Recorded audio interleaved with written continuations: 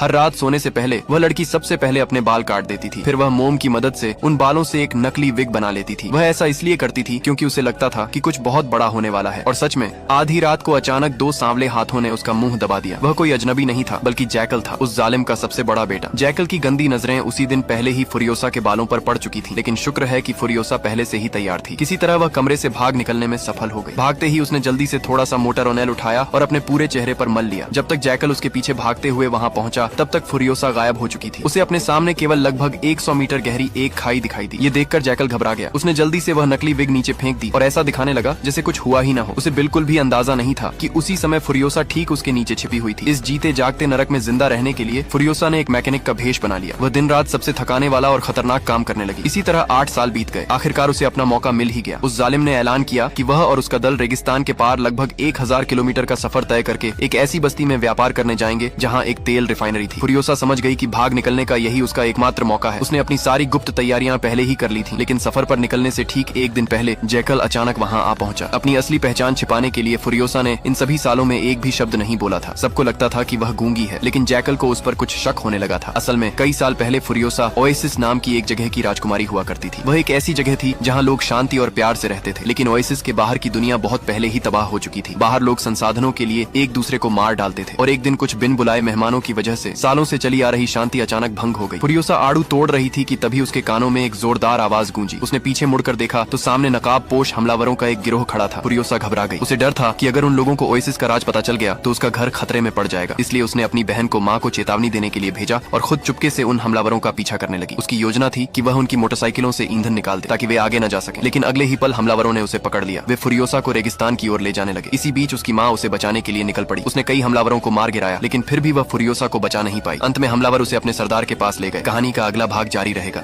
एक लड़की ने देखा कि एक मक्खी बहुत धीरे धीरे चल रही थी, जैसे सब कुछ 0.1 गुना धीमी गति में हो रहा हो। उसने मक्खी को भगाने की कोशिश की, लेकिन गलती से एक कप गिरा दिया। हैरानी की बात यह थी कि वह कप भी उसी 0.1 गुना धीमी गति से गिर रहा था। यह देखकर वह मुस्कुराई और मजे में जल्दी से एक केला उठाकर हवा में उछाल दिया। तभी उसे एहसास हुआ कि दुनिया धीमी नहीं हुई है, बल्कि उसकी अपनी गति बहुत तेज हो गई है। यह एहसास उसके लिए अविश्वसनीय था। अपनी नई शक्ति को आजमाने के लिए उत्साहित होकर वह पास की एक दुकान में घुस गई, जहाँ उसी समय एक डकैती चल रही थी। लेकिन उसके लिए वहाँ मौजूद हर चीज बहुत धीमी गति में चलती हुई दिखाई दे रही थी। एक डकैत द्वारा चलाई गई गोली अभी भी हवा में तैर रही थी। कांच के टुकड़े एक लड़की के गाल को काटने ही वाले थे। ग्राहक डर के मारे जैसे वहीं जमे हुए थे। कोई अभी भी अपनी बंदूक निकालने की कोशिश कर रहा था। नकदी हवा में इधर उधर तैर रही थी। उत्साहित होकर वह तुरंत हरकत में आ गई। उसने एक डकैत को निहत्था किया, उसके जबड़े पर जोरदार मुक्का मारा और मजाक में कुछ टिप भी उठा ली। उस लड़की को बचाने के बाद भी उसके पास सोडा पीने और शूटिंग गेम मशीन पर कुछ राउंड खेलने का समय बच गया। इसके बाद वह उछली, दूसरे डकैत के हाथ से बंदूक छीन ली और उसकी पैंट भी